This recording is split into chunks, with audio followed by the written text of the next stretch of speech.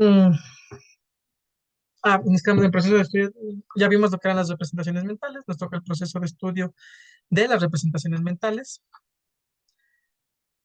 Primero hay que tener en cuenta que se utilizaba, para estudiar las representaciones mentales, se utilizaba la interferencia. ¿A qué se refiere la interferencia? Pues a esta influencia negativa de ciertos factores que pueden estar dentro del proceso de adquisición, retención y recuperación de información en la memoria. Existen tipos de interferencia, como es la interferencia retroactiva y la interferencia proactiva. La interferencia retroactiva ocurre cuando la información nueva que adquiero interfiere con la posibilidad de recuperar la información anteriormente aprendida. Es decir, lo nuevo afecta mi capacidad de recordar lo anterior. Esa es interferencia retroactiva. En la interferencia proactiva, la información la información que tengo interfiere con la capacidad de aprender nueva información. Es decir, información antigua interfiere con mi capacidad de aprender nueva información. Ejemplos de interferencia retroactiva e interferencia proactiva. La retroactiva, supongamos que estás aprendiendo, este ejemplo me encanta, supongamos que estás aprendiendo a tocar un instrumento. Cada uno de nosotros está aprendiendo a tocar un instrumento, en este caso puede ser la guitarra, el piano, algún, cualquiera. Se aprendieron una canción, que puede que se hayan aprendido una canción en específico, pero el ser humano, como nunca se queda conforme con lo que tiene, pues, sirve, se desean aprenderse otra canción. Sin embargo, esa otra canción que quieren aprenderse utiliza acordes y patrones de ritmo similares a la primera canción que se aprendió. ¿Cómo se demuestra o explica o se evidencia la interferencia retroactiva? Cuando la información de la nueva canción podría interferir en mi capacidad retroactiva de recordar y ejecutar correctamente los acordes y ritmos de la canción anterior. Porque, ok, quiero otra vez tocar la canción anterior, que ya me aprendí, la primera canción que me aprendí, pero como ya me aprendí la segunda, puedo tocarla mal e incluso no recordarla. No recordar qué nota, puedo cambiar una nota por otra, no recordar qué canción va, en qué lado. Esto se debe ya a que ambos conjuntos de información son similares y podrían superponerse en la memoria, o sea, la memoria puede sobreentender cada cosa. Eso es un ejemplo de interferencia retroactiva. Un ejemplo de interferencia proactiva. Imaginemos que han utilizado, y esto me pasa a mí siempre, imaginemos que han utilizado una contraseña específica para acceder a una fuente en línea, por ejemplo, el SRI. Luego, siempre suelen pedirles, al menos en las cuentas de Pichinche y las demás, que cambien cada cierto tiempo la contraseña y actualicen y utilicen una nueva.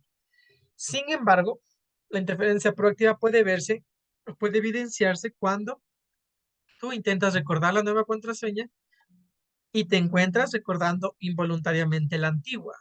En este caso, la información antigua, que es la contraseña anterior, interfiere proactivamente con mi capacidad para recordar y utilizar la nueva contraseña. Información previamente aprendida está afectando la adquisición y retención de la nueva información. ¿Quién me dice por qué creen o por qué les estoy dando esto? ¿Por qué creen que esto es importante para la pedagogía? ¿De qué me sirve yo conocer esto? Cualquiera puede hablar. Porque son métodos para consultar métodos de aprendizaje, cómo podemos enseñar. ¿Ya? ¿Alguien más?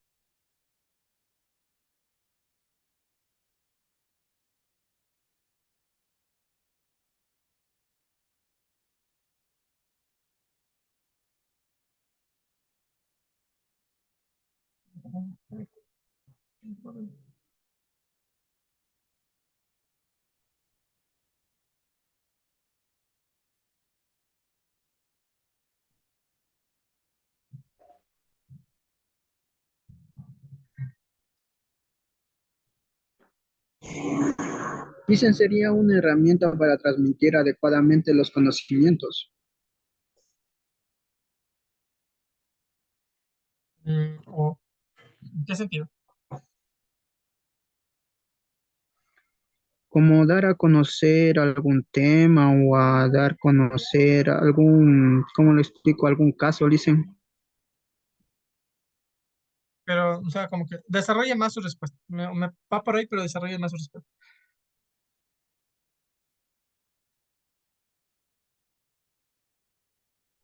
O sea, como quien dice, resolver problemas o ayudar a los estudiantes o lograr el máximo potencial de ellos.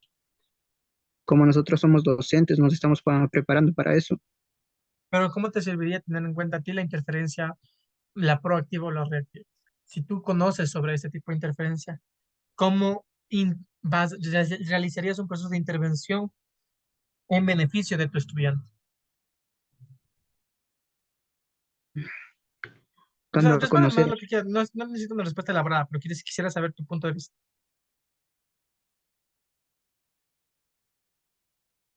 Puede ser en diseñar ambientes de aprendizaje para el alumno, o sea, que sea más llamativo y emotivo.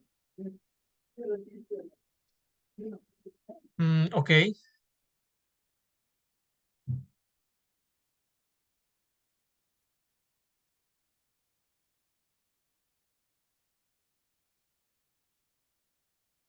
¿Quiénes hablaron? Alguien que la que habló primero, no me acuerdo, no vi, no se ve. Tienen que aprender las No, cámaras, no le vi. Jocelyn Ayala. Ya después del otro chico que habló, Fabián Núñez dice. ya, y la última chica que habló, Era yo misma. el mismo. Sí, yo misma. Ya. Ahora les voy a explicar por qué es importante tener en cuenta estos conceptos cuando uno es docente. Primero, la interferencia retroactiva en la pedagogía. Imaginemos que un estudiante de ustedes, cualquiera, están siendo profesores, ha aprendido una forma específica de resolver problemas matemáticos con otra profesora del año lectivo pasado. Por ejemplo, la multiplicación utilizando un método tradicional es el que ha aprendido y ustedes les quieren enseñar otro método utilizando, hay uno nuevo que se llama, hay unos cursos que veo de matemáticas chéveres. Bueno, le quieren enseñar otro método ya innovador. Ustedes buscan un método más eficiente para resolver esos problemas. La interferencia retroactiva se vería involucrada o podría ocurrir en el estudiante cuando éste va a intentar resolver problemas utilizando el nuevo método. ¿En qué sentido? Porque se va a ver afectados sus procedimientos y enfoques del método activo. O sea, va, cuando esté resolviendo el problema, va a tener dificultad para adoptar y ejecutar de forma efectiva el nuevo método, porque va a tal vez combinar pasos que tenía que seguir para resolver un problema del método antiguo con el método nuevo.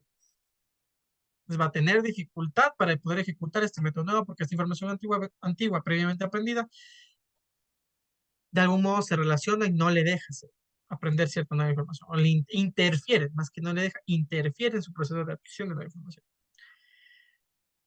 Interferencia proactiva en pedagogía. A ver, supongamos que un estudiante ha aprendido, y es lo que pasa en inglés o cualquier otro idioma, un conjunto particular de reglas gramaticales en su lengua materna. Cada uno aprende en su lengua materna cierto conjunto de reglas. Luego comienza a aprender un nuevo idioma en el que las reglas gramaticales van a diferir significativamente con las aprendidas. Esta interferencia proactiva puede ocurrir en el estudiante cuando él intenta aplicar las reglas del nuevo idioma, pero se ve influenciado por las reglas gramaticales de su lengua materna. Eso pasa en inglés, al menos. Personas que buscan, que me ha pasado a mí, traducir lo que digo español a inglés, cuando no es así. Existen otras reglas gramaticales. No es que, por ejemplo, en el inglés digo, todos somos personas muy buenas dentro de este planeta. Todos somos unas personas muy buenas. Entonces, no puedo traducir, por ejemplo, todos somos unas personas muy buenas, sino que hay reglas gramaticales, ¿no?, que difieren de las del español, al menos en inglés y en otros idiomas. Entonces, es el error que cometen y hay que haber interferencia proactiva en ese proceso de aprendizaje, en el que confundo lo que ya sé y no me permite adquirir nuevos conocimientos, porque va a estar ahí interfiriendo en el proceso. ¿Por qué es importante esto en pedagogía? Porque de por sí el cognitivismo es usado en el campo de la educación desde los años 60 por medio de reformas curriculares. Hay un autor que me encanta que es Oswald, habla de la teoría del aprendizaje significativo. Es una teoría que se preocupa principalmente por el análisis metadisciplinario de la psicología educativa y de los problemas educativos en la escuela. ¿Qué objetivo tenía esta teoría del aprendizaje significativo? Es que consideraba que la enseñanza como tal debía orientarse a lograr el desarrollo de habilidades intelectuales del estudiante, intelectuales de aprendizaje, no solo de conocimiento. Es decir, buscaban enseñarle a obtener información, no a enseñarle a darle conocimiento. Por ahí más o menos, suena redundante. Los cognitivistas consideraban que se debe priorizar objetivos centrados en el aprender, lo que dije hace un momento, en el aprender o en enseñar a aprender, no en el conocimiento que se quiera aprender, sino en el aprender o enseñar a aprender a la persona. Eso, los cognitivistas como tal. Había una concepción del alumno y concepción del maestro que se entendía. Por ejemplo, en la concepción del alumno, el estudiante era visto como un sujeto activo, capaz de ser gestor y procesar información. Consideraban que el estudiante poseía una serie de esquemas, planes y estrategias para aprender y solucionar problemas. Se preocupaban más por el contenido que por la forma. Parten de la corrección al estudiante, de la corrección o base de que el estudiante ya sabe y solo se debe promover un aprendizaje. Concepción del maestro desde la teoría cognitiva. Entienden al estudiante, un maestro debe entender al estudiante como un sujeto activo que aprende significativamente, que aprende a pensar. Lo que busca el maestro es enseñarle a pensar para que así el estudiante logre aprendizajes significativos mediante el uso de ciertas estrategias instruccionales cognitivas, como los organizadores gráficos, los resúmenes, los mapas, etc. El maestro como tal debe permitirle al estudiante experimentar la realidad y reflexionar sobre tópicos que emerjan de sus inquietudes con apoyo y retroalimentación continua. No sé si quiere que aquí el estudiante le deje a la deriva, no. Nada que ver. No todos los tipos de aprendizaje son iguales. ¿Cómo era la concepción del aprendizaje para el cognitivismo? Ellos creían que no todos los tipos de aprendizaje son iguales. Dividían en dos los aprendizajes realizados por el estudiante, que era la forma que le incorporaba dentro de su estructura cognitiva, y estaban los aprendizajes, los tipos de aprendizaje de acuerdo con la estrategia de enseñanza que se siga.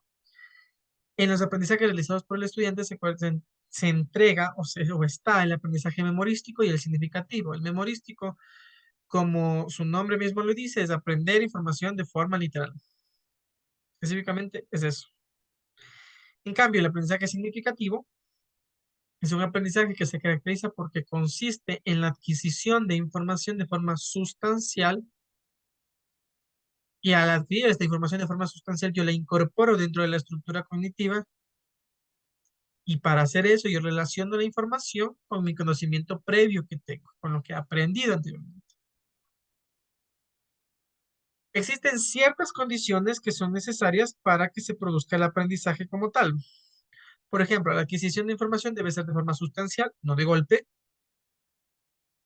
El material de aprender debe poseer lógica y potencial. El material, o sea, lo que se va a enseñar debe ser lógica y potencial. Y esta es la parte que más me encanta, debe existir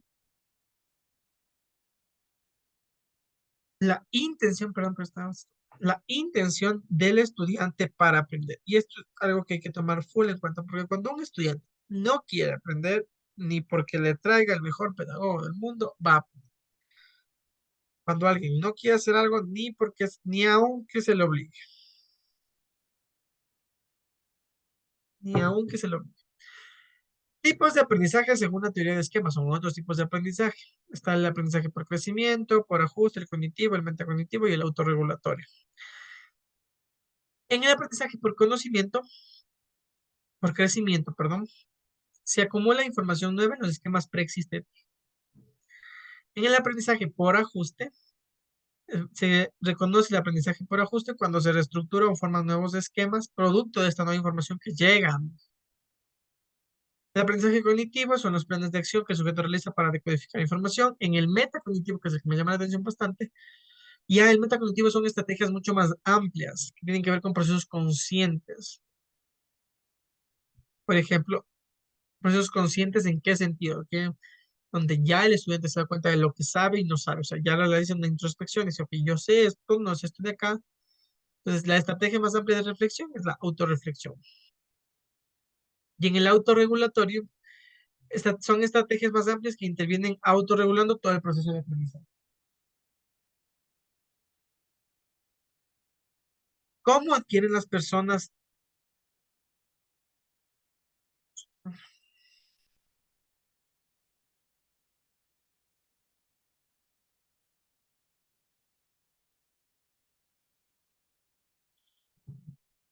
Si me sale otro. Por ahí.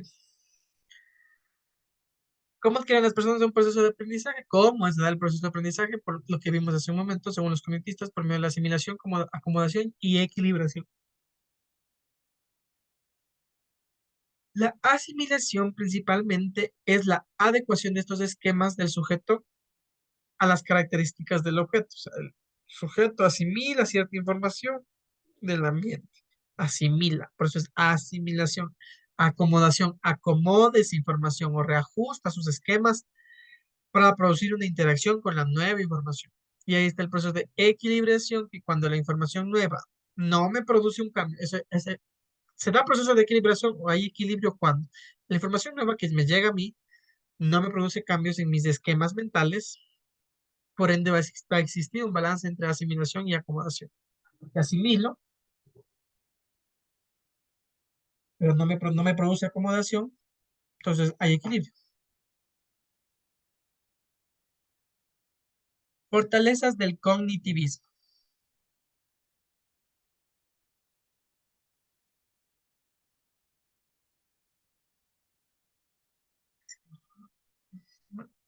A ver, fortalezas del cognitivismo. ¿Me avisa si se apaga la cámara? No sé por qué se apaga.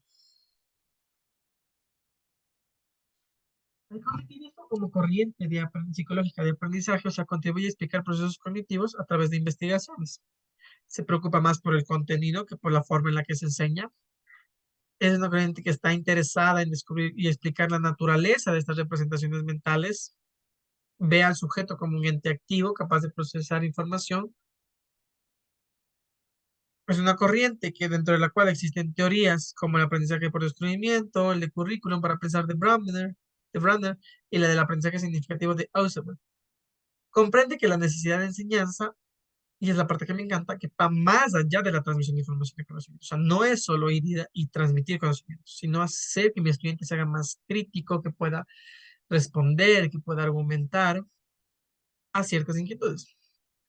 Reconoce el papel del conocimiento previo, o sea, no lo desecha, pero lo entiende y hace énfasis en la evaluación menos reproductiva y más productiva. Esta parte sí se aparece. Menos reproductivo, más productivo. Limitaciones del cognitivismo como tal. O sea, una de las limitaciones que tiene esta teoría es la analogía de la mente ordenador, la más fuerte,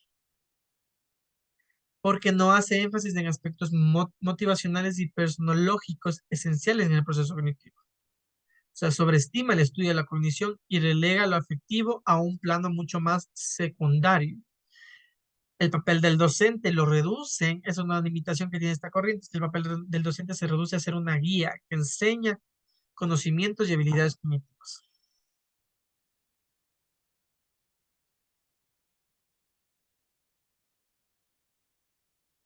Preguntas, dudas, inquietudes, otros, lo que sea, lo que se le ocurra.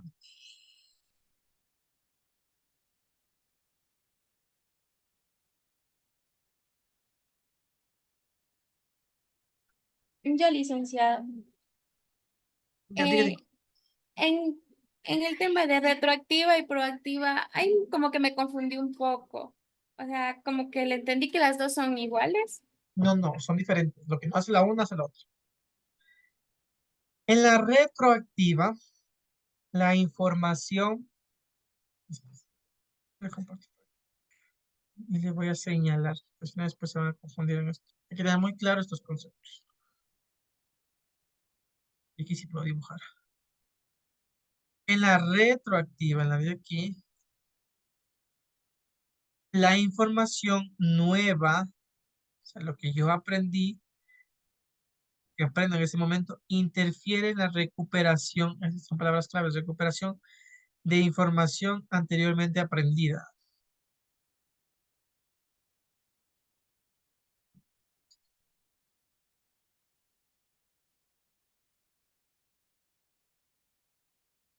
Entonces, en la retroactiva, información nueva interfiere en la recuperación de información aprendida. Lo nuevo afecta la capacidad de reconocer lo anterior, lo aprendido. En la proactiva, que es la de acá,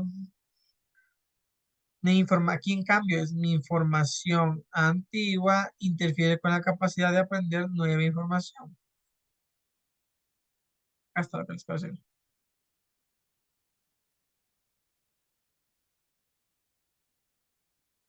Esa es la gran diferencia.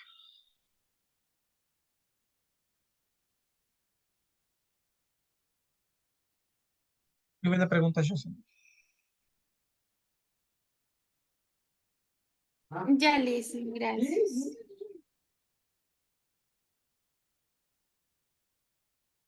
¿Alguien más?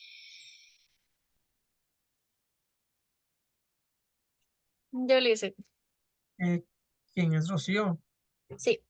Dígame. En lo último que acabo de explicar, Lo último que acabé de explicar era limitaciones del cognitivismo. sí. Ahí, por ejemplo, yo en lo que en sí, en el trabajo que realizamos en sí, es como que se basa que en el siglo XX, asimismo, era la mente como se hizo prácticamente identificar como como una computadora. Entonces, ¿esto es prácticamente lo mismo o es de diferentes situaciones o personajes en sí? Es lo mismo. ¿Por qué? Se puede la cámara otra vez. Porque las limitaciones del cognitivismo, o sea, son las limitaciones que hasta dónde llega mi teoría. Que, ok, la teoría tiene un concepto que, la analogía, que ve a la mente como un ordenador. Un ordenador sigue ciertos procesos para llegar a prenderse su pantalla, a conectarse a internet. Entonces ven a la mente como eso, como un instrumento capaz de que tiene sus procesos que hay que tener en cuenta cuando uno quiera mostrarlos durante un proceso de adquisición de aprendizaje. Entonces, sí, es una de las limitaciones que tiene la teoría. ¿Por qué es limitado? No porque sea menos importante pensar en el cognitivismo, que sea menos importante pensar en los sentimientos. Pero es limitado porque no hace, y ahí les puse abajo, no hace énfasis en aspectos motivacionales y personológicos del sujeto. Aspectos como, por ejemplo, si el sujeto está pasando por una enfermedad, si el sujeto está pasando por un trastorno, por una depresión, si tuvo la pérdida recién de alguien, o sea, no toma en cuenta ese tipo de cosas. Por ejemplo, una estudiante mía de otro curso, se le murió el hermano, entonces me tocó tomar en cuenta eso. Entonces, si yo tuviera una postura cognitivista, dijera, no, no, así se haya pasado lo que haya pasado, tiene que aprender, tiene que aprender. Pero no, hay veces otros factores que interfieren en nuestro proceso de adquisición de conocimiento. Esa es una limitación de la teoría, que llega solo hasta el cognitivismo, más no aspectos emocionales, no topa aspectos emocionales y otras cosas.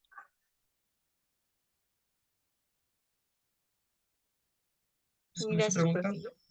Sí. ¿alguien más?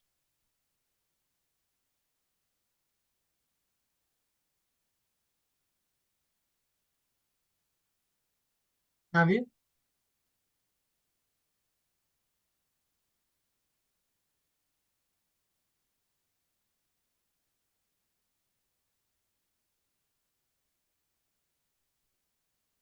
¿Nadie preguntas, dudas, inquietudes?